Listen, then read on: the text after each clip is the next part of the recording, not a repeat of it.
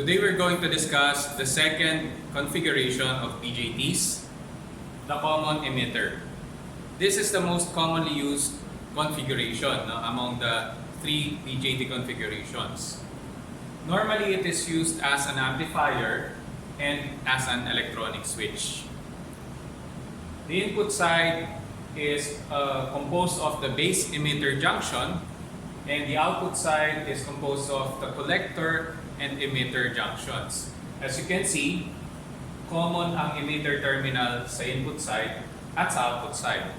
Therefore, ang input terminal natin is the base, wherein nagko-connect tayo dito ng input coupling capacitor na ina-apply natin yung AC signal na maliit na gusto natin i-amplify.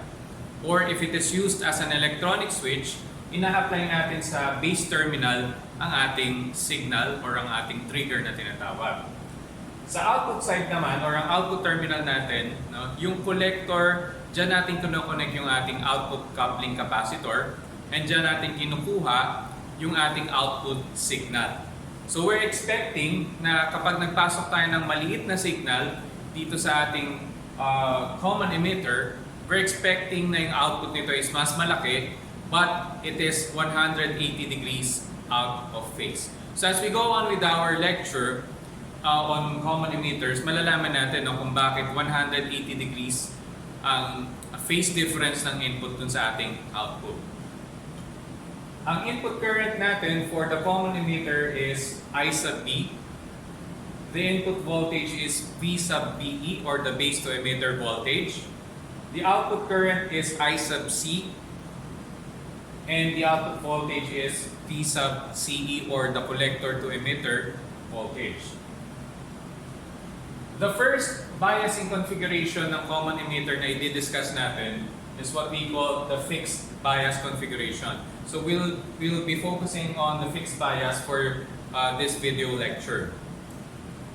Ang fixed bias configuration, ito yung pinakasimple among the configurations ng common emitter. Alright? So we have R sub B and R sub C lang. Yan lang yung dalawang components ng ating fixed bias. As we go on with the succeeding configurations, madadagdagan ng resistors yung ating circuit. For this fixed bias configuration, gumagamit tayo ng NPN, but you can also use PNP as well. The advantage of using the NPN sa common emitter or dito sa ating fixed bias configuration is yung ating supply is positive. Most of the power supplies na ginagamit natin sa ating mga circuits are positive. So, if you're using PNP, ang VCC natin is negative. Alright? But they have the same function, they have the same operation. Baliktad lang yung kuryente at baliktad din yung polarity ng ating voltahe. Alright. We have the input coupling capacitor, which is equal to 10 microfarads, which is connected to the base terminal, and dyan natin ina-apply yung ating AC input. For example, if we have a small AC input here represented by a sine wave, ina-apply natin siya dito sa terminal na to ng ating input coupling capacitor. Papasok siya ngayon dito sa ating common emitter circuit. Alright? Dito naman, we have the output coupling capacitor, which is also equal to 10 microfarads. Connected siya sa collector. And then dito natin kinukuha yung AC output natin. Diba sabi ko kanina, yung output natin should have a higher amplitude, but it is out of phase by 180 degrees. So we're expecting here na ang output natin is mas malaki, but as you can see, it is out of phase by 180 degrees. I indicated two values of beta here. So para malaman natin if this fixed bias configuration is effective. No? Kung meron ba tayong changes sa beta, kung meron tayong changes sa input, drastic ba ang magiging change ng ating output voltage? Ang objective natin kasi dito sa pagde-design ng common emitter circuit is we should have an almost constant output voltage habang ang input natin ay nagbabago, and also habang ang beta ay nagbabago. So later on, makikita natin yung importance niya. Now we're going to solve for the different parameters. The first one is I sub B and I sub C, which are the base current and the collector current. Ang first thing na gagawin natin dito is to assume that all capacitors are open because it's a DC analysis. So under DC, lahat ng capacitors are open. Tatanggalin lang natin lahat siya. Alright? The second step here is to isolate our input side. Hindi ba't ang ating input side is composed of the base and emitter junction? Ano yung hindi kasama? Yung collector. So, momentarily, puputulin muna natin yung collector side natin or yung collector terminal. We will label this as the input side. Okay? Ang collector natin, pansamantalang, nakahang muna. Kasi ang ina-analyze natin for now is the input side. Yung VCC natin, ibebend natin pakaliwa. Right? So, this is your RB, and then ang VCC nakabend pakaliwa. So, this is 12 volts, and this is the 240 kilo ohm resistor, and yung ating RB, and this is your VCC, your power supply connected to the collector terminal. Alright? And then we have the emitter directly connected to the ground. Next, after drawing the equivalent input side, ilalagay na natin yung mga induced polarities and yung mga induced currents. First, we have a positive polarity here para sa VCC. So yung katabi niya, yun ang ating positive. Of course, yung opposite side is negative. Between the base and emitter, meron tayong voltage. Diba? Tingnan natin kung naka-forward bias. This is NPN. So we have N-type and P-type. P-type should be connected to the positive polarity. Right? And the N-type should be connected to the negative polarity. So this is forward biased. If a PN junction is forward biased, it means that it will have a voltage drop of 0.7 volt. So we have here VBE equals 0.7 volt. Okay, what else? So, meron lang tayong tatlong voltahe present sa ating input side. We have VCC, the voltage across RB, and VBE. So, ilalagay na natin yung mga kuryente. Unahin natin yung emitter current. Ang arrow natin dito for the NPN ay palabas. That's why ang ating I sub E or the emitter current is also outwards, no? moving out of the emitter terminal. How about IB? Yung IB natin ay papasok. So let me just erase this one. Sulat natin dito yung IB or I sub B or the base current. Alright? The next step here is to write down the KVL equation. Let's do it clockwise. KVL.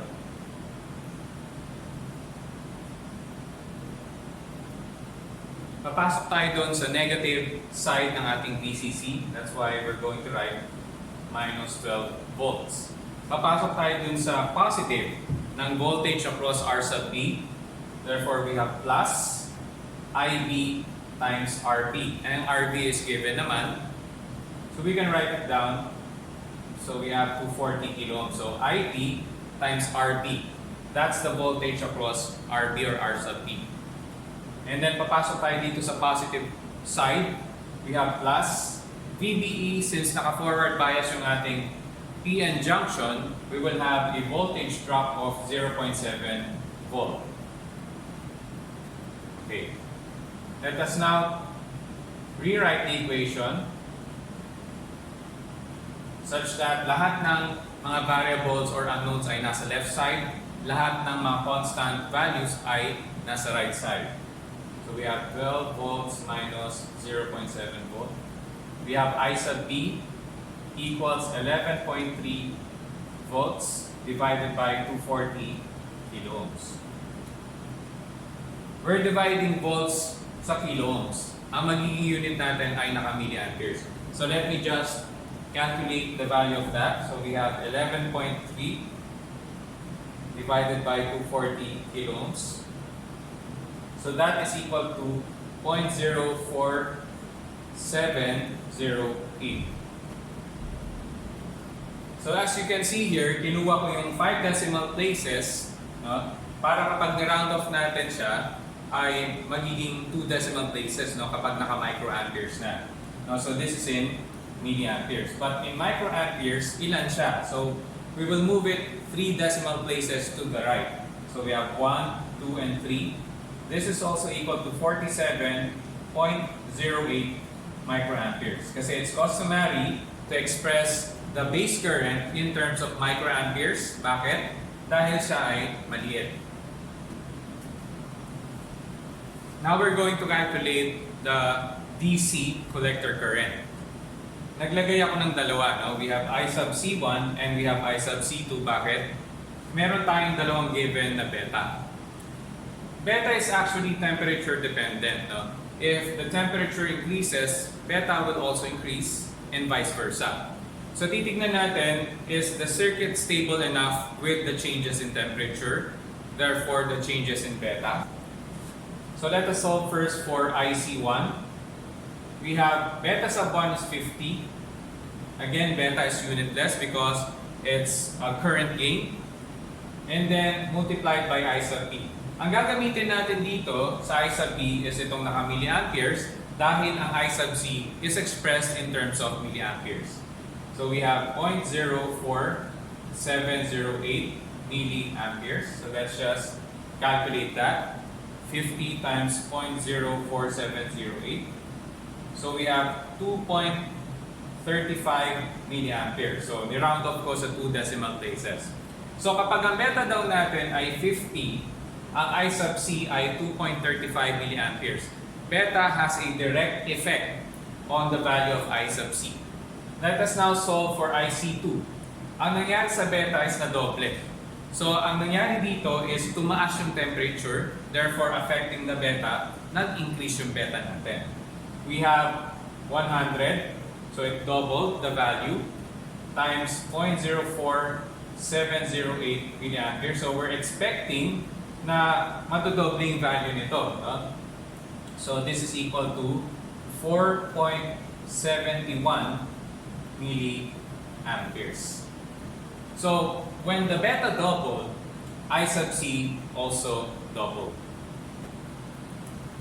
The next parameter that we're going to solve is the output voltage VCE, or the collector to emitter voltage. For us to be able to solve for that, kailangan natin ng output side. So ito-drawing natin yung output side and puputulin muna natin yung base dahil hindi siya kabilang sa ating output side. So let us write down output side. So let's just put a divider here. Alright? So we have yung base natin nakahang muna kasi hindi siya parte ng ating output side. And then we have R sub C, which is equal to 2.2 kiloohms. Yung VCC natin dito, i-bend naman natin pa kanan. So we have now positive 12 volts for the VCC. Alright? And the emitter terminal is directly connected to the ground. So this is your output equivalent circuit. Next is we're going to write down the induced polarities and the currents. So susundan lang natin yung polarity ng VCC. This is your positive terminal, therefore yung katapat niya, this is positive. Yung opposite niya naman is negative. What else? Iba, we're looking for VCE. Therefore, may voltahe across the collector and the emitter terminals. So this is positive. Ang katapat niya is yung collector. So we have positive dun sa ating collector and the emitter is negative. Anong tawag dun sa voltahe na yun? We call that VCE. Alright. Next is the induced currents. Unahin natin I sub E. Ito yan. Anyway, writing down I sub E is just a formality, dahil kailangan natin ipakita yung mga currents sa ating circuit. But in essence, wala naman siyang halos effect dito dahil wala namang R sub E. No? In our future discussions, no, gagamitin natin I sub E to calculate for the emitter bias. No? But anyway, no, let's proceed to the output side. Next is the collector current. Ang collector current ay dumadaan sa ating R sub C. No? So this is your collector current I sub C. So papasok siya dun sa collector terminal, kaya ang tawag sa kanya ay I sub C. Take note of the directions. Palabas yung I sub E, papasok naman yung I sub C. Ano yung direction ng I sub E ulit? Papasok din. Okay. So now we have written down the induced polarities and currents. We can now write down the KVL equation. And again, we're doing it clockwise. KVL for the output side. Papasok ka dun sa negative terminal ng VCE. So minus VCE. That is the unknown value, no? Unknown value yan. And then papasok ka dun sa negative terminal ng voltage across RC. That's why we have minus. IC and RC is known, so 2.2 kilo ohms. Bakit hindi ko sinulat yung IC? No? Kasi meron tayong dalawang IC na gagamitin. So magkakaroon tayo ng dalawang equation for VCE. Kaya nilagyan ko muna ng IC for now. Alright, next. Pupunta tayo doon. Papasok ka dun sa positive nun. So you have plus 12 volts equals 0 volt. Rearrange the equation in such a manner na lahat ng nasa left side ay unknown or mga variable and lahat ng nasa right side is yung mga constant or known. Yung I sub C, ilalagay natin sa right side kasi meron naman tayo sa substitute na values later on.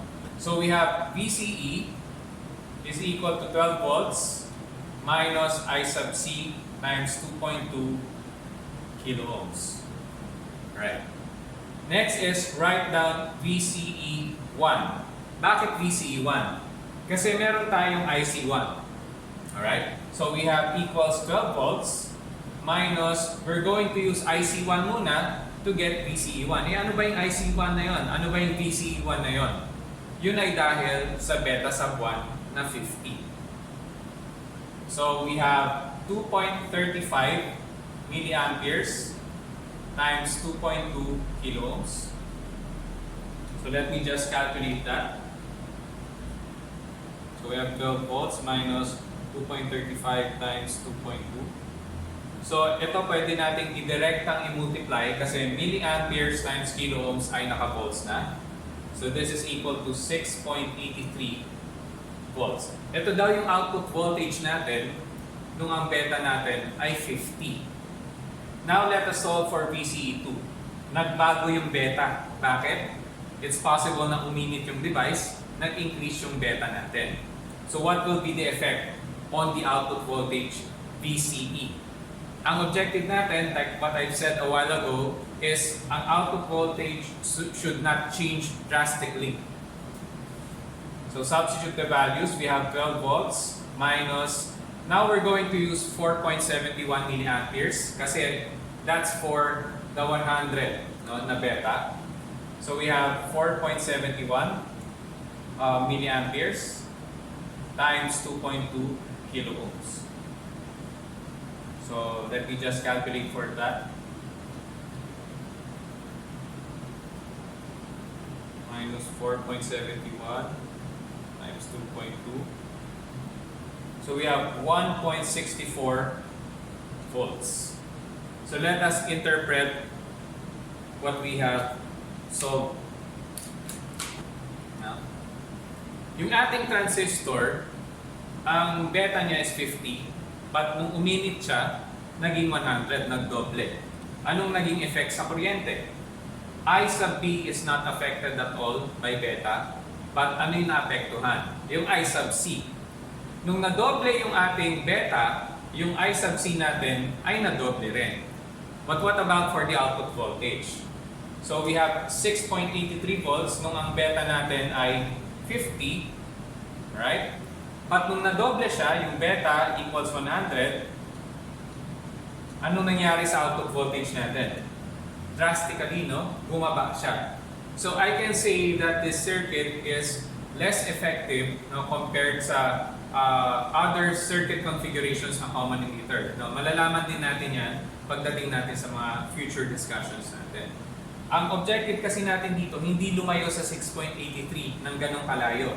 Kaya bumaba. Nung uminit, bumaba yung output voltage natin. So why is it important for us to have an almost constant output voltage?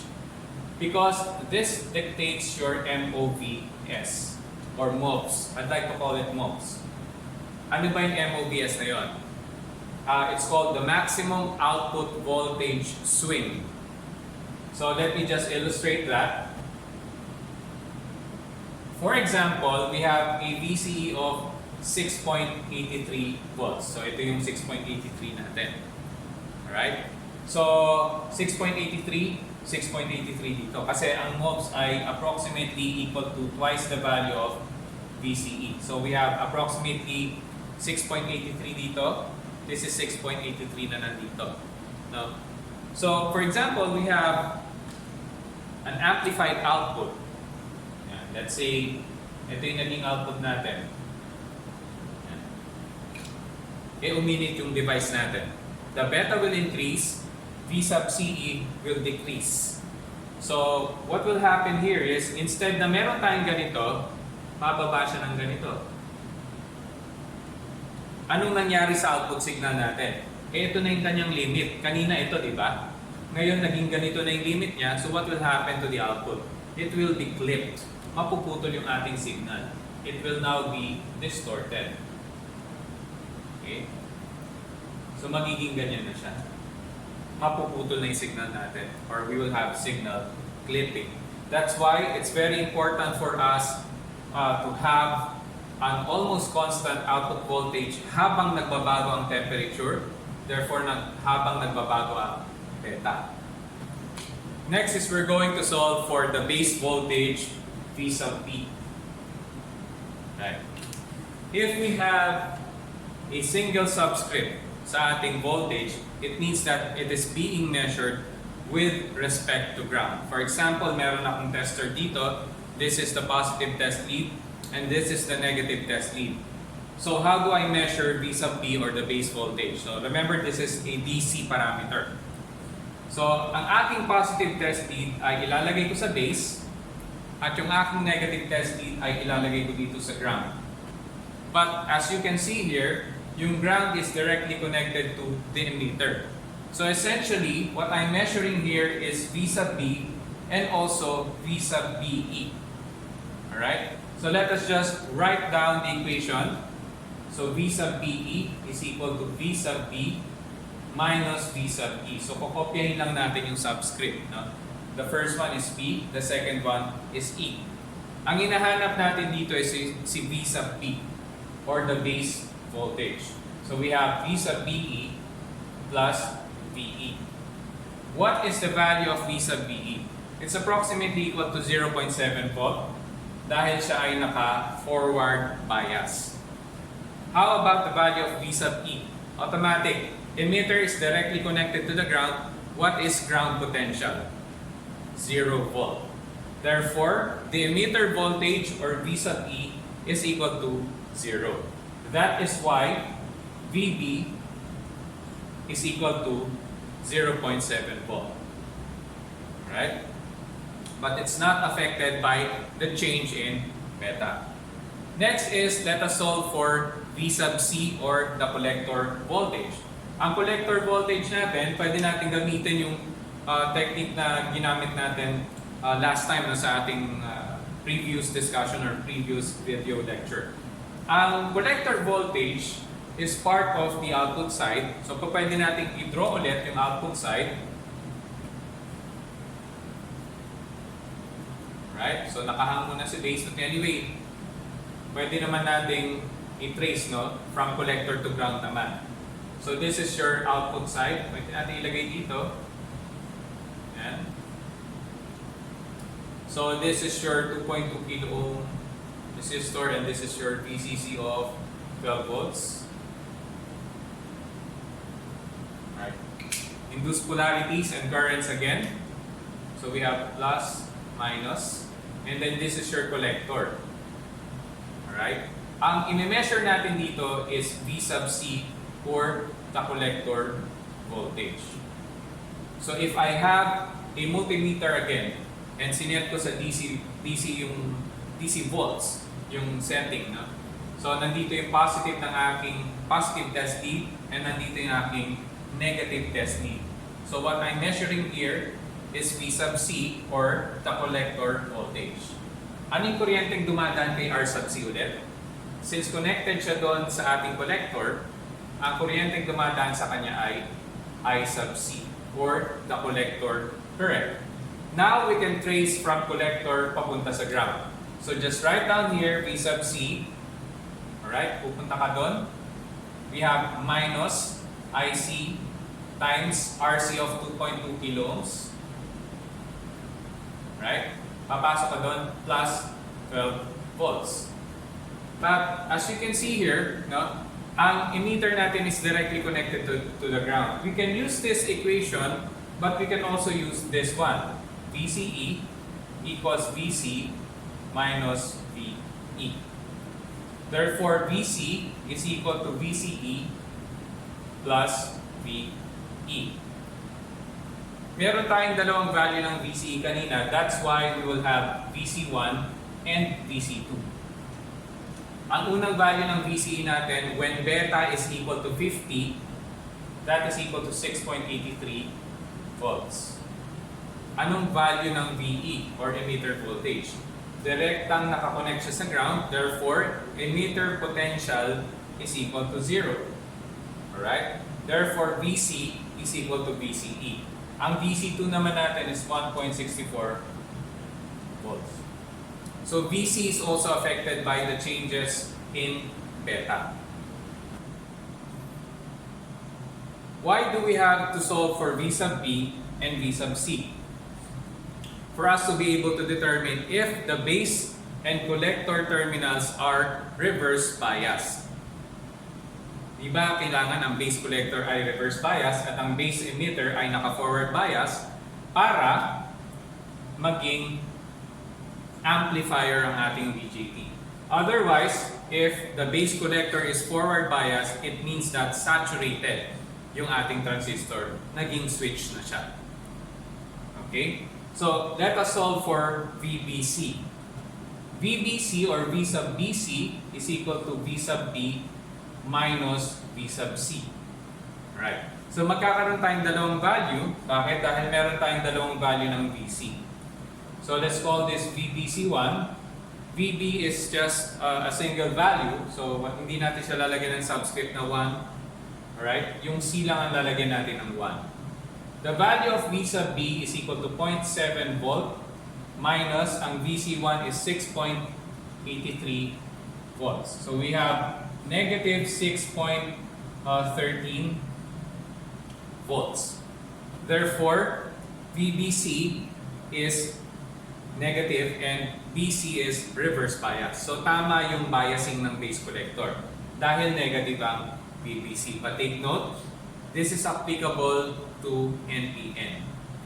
Right? If you have a PNP or if you're using a PNP, baliktad lahat ng polarities, baliktad lahat ng kuryente. Next, let us now solve for VBC2. So let me just erase this part.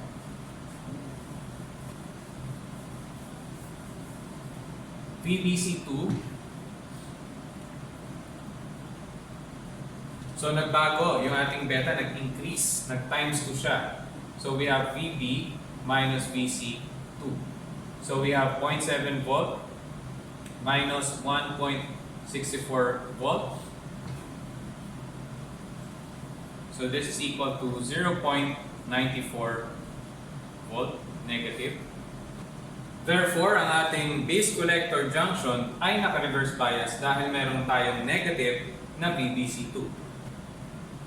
So kahit na nag-increase yung beta, kahit na dumoble siya, negative pa rin yung bias ng ating base and collector junction. So it's really still properly biased.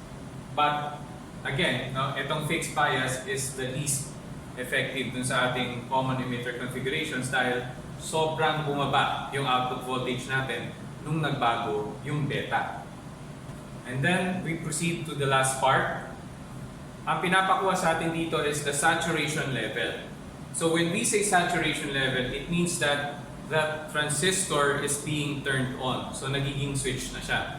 Ano daw ba yung pinakamataas na kuryente before the transistor enters the saturation region?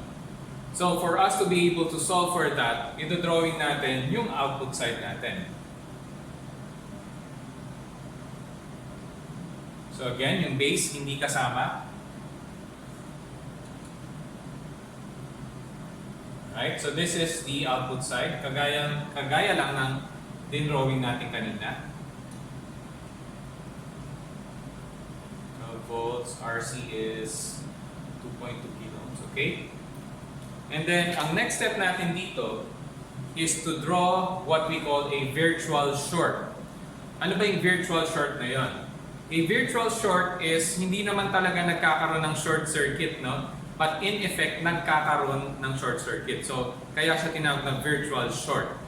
Wala kang makikitang wire na nag-short between the terminals. No? It's just because the voltage is equal to 0. No? So, saan natin ilalagay yung virtual short natin? Between the collector and emitter terminals. So, this is your virtual short. Ang virtual short nag-o-occur if the transistor enters the saturation region or it is being turned on. Okay? So this is your virtual short. Next step is to write down the proper polarities. So ganun pa rin naman, positive. So positive yung katapat niya dito. And then we have negative. Next is the current. So, kung mapapansin natin, may direktang daanan na from collector to emitter. Therefore, iisa na lang yung kuryenteng dumadaan dyan. Ang kuryenteng dumadaan dyan, we now call that IC SAT or the collector saturation current. So, kapag dumadaan daw yung saturation current na yan sa ating transistor, hindi na siya amplifier. Isa na siyang switch. Next is write down the KVL equation. In this case, no, kapag ang transistor ay saturated, ibig sabihin VCE is equal to 0 volt and IC is equal to IC SAT. So these are the values of the two parameters under saturation. We can now write down the KVL equation. So, pwede tayo magsimula dito, no? So, clockwise pa rin. So, we have minus, ano na yung kuryenteng dumadaan kay RC? IC SAT na, di ba? So, we can write it down as IC SAT. Ano yung kapartner ni IC SAT na resistance? 2.2 kilo ohms. So, this is 2.2 kilo ohms. So IC SAT times 2.2 kilo ohms is the voltage across RC. Next, papasok ka ngayon sa positive ng VCC. So we have plus 12 volts equals 0 volt. Kasi dito, dalawang voltages na lang ang present sa ating loop. So, rewrite the equation. We have IC SAT equals 12 volts divided by 2.2 kilo ohms. So, nagde-divide ulit tayo ng volts by kilo ohms. Ang magiging unit ng sagot natin ay naka-milliamperes. So, let me just calculate that. So, we have 12 divided by 2.2. So, that is equal to 5.46 milliamperes. So, ibig sabihin, ito daw yung pinakamataas na kuryente ng ating collector, no, yung IC SAT na tinatawag, before the transistor enters into saturation. Alright? So kapag lumagpas na yung kuryente dyan, hindi na amplifier yung ating transistor, but it acts as an electronic switch, which is iniiwasan natin. Kasi nga, itong circuit na to, dinesign natin as an amplifier. But take note, the fixed bias configuration can also be used as an electronic switch. So pagdating natin sa mga BJT switch, no, i-discuss natin yung mga parameters nun. Alright? So what if bumaba sa value ng 5.46 ang collector current? Walang problema. Dahil pasok pa rin tayo sa linear amplification region or sa active region. Kapag lumagpas lang may problema. Magto-turn on na yung transistor natin, magsasaturate, therefore ang output natin magzi-zero na. Yun ang iniiwasan natin, no? If we're using the BJT as an amplifier. So that would be all for today. I hope you understood what I discussed. If you have any questions, please post it in our group chat. And I'll try to answer it right away. That would be all, and thank you. Have a nice day.